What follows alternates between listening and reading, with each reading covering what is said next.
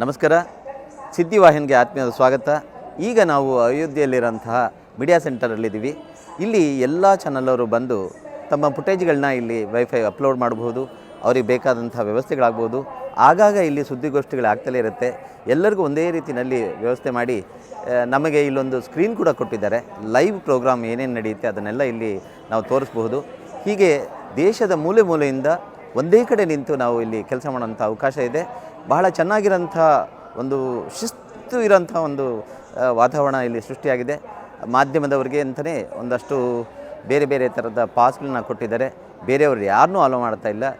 ತುಂಬ ಈಗ ಹೇಗಿದೆ ಅಂತಂದರೆ ಇಲ್ಲಿ ಎಷ್ಟು ಎಚ್ಚರ ವಹಿಸಿದ್ರೂ ಸಾಲದು. ಆದ್ದರಿಂದ ಬೇರೆಯವ್ರನ್ನ ಇಲ್ಲಿ ಅವಕಾಶನೇ ಕೊಡದೆ ತುಂಬ ಶಿಸ್ತಾದ ಮಾಧ್ಯಮ ಕ್ಷೇತ್ರಕ್ಕೆ ಮಾಡಿಕೊಟ್ಟಿದ್ದಾರೆ.